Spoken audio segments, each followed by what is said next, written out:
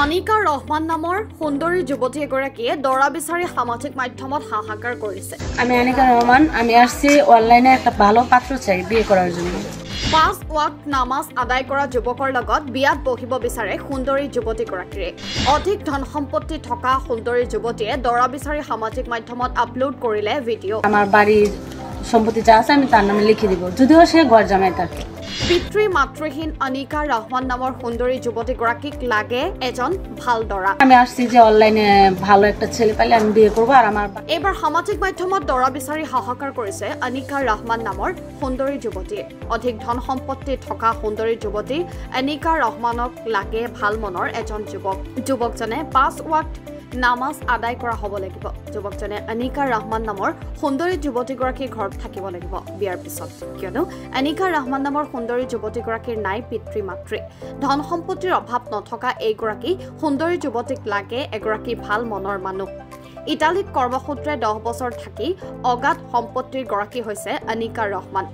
আপুনি যদি আনিকা ৰহমান নামৰ সুন্দৰী যুৱতীগৰাকীৰ সৈতে বিবাহ পাশত আবদ্ধ হ'ব বিচাৰে তেন্তে কমেণ্টৰ যোগে জনাব পাৰে।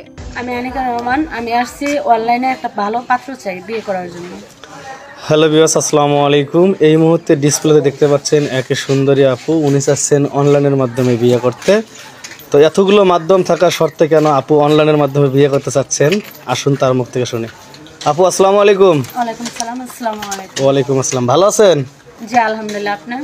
জি আলহামদুলিল্লাহ ভালো আছি। আপু জি। আপনি তো দেখতে শুনতে মাশাআল্লাহ অনেক সুন্দর, আবার শুনেছি আপনাকে মানে গাড়ি বাড়ি টাকা পয়সা সব কিছুই আছে, তাহলে আপনি কেন চাচ্ছেন অনলাইনের মাধ্যমে বিয়ে করতে?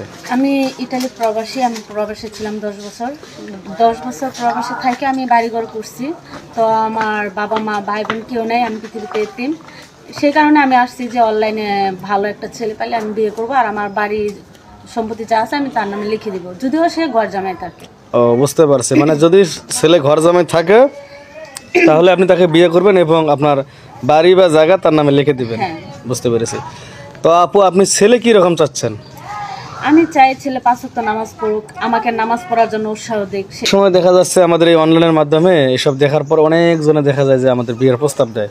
রিক্সা চালক, ভ্যান চালক, সিএনজি ড্রাইভার বা তোমার মতো অনেক প্রবাসী ভাই যারা প্রবাসে থাকে ওনারাও বলে আর কি, যেহেতু তুমি প্রবাস থেকে এসেছো প্রবাসীদের দুঃখ বুঝবা। তো প্রবাসীরা যদি তোমাকে বিয়ে করতে চায় তখন কি করবা?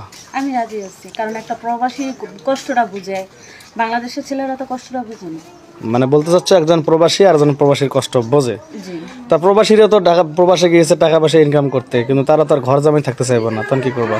যদিও আছে না কিরকম, বা অনেকের জায়গায় অনেক কিছু নাই, বা সে ঘর জামাই থাকতে চায়, থাকতেই পারে, স্বাভাবিক, কোনো সমস্যা নেই। বুঝতে পেরেছি।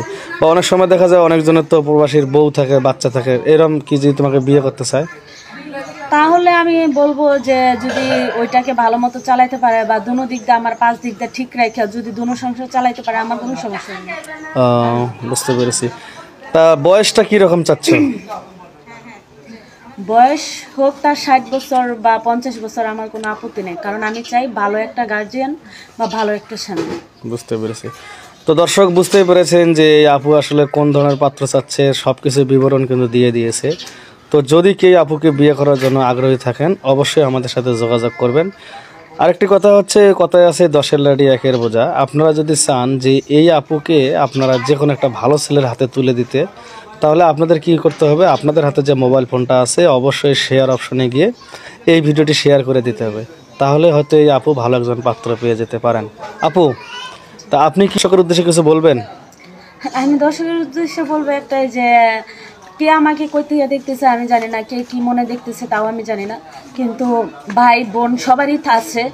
আমার বাবা মা নাই, আমি পৃথিবীতে এতিম। আমি চাই আমার মাঝে এমন একটা ভালো বা শিক্ষার মধ্যে, যে সে কামলা খাটুক, আমার কোনো আপত্তি নেই, খেত কামলায় যাক, তার কোনো সমস্যা নেই, তবে সত্যি কথা বলবে আর 5 ওয়াক্ত নামাজ পড়বে, আর সে যেন আমাকে ছাড়া কোথাও না যায়।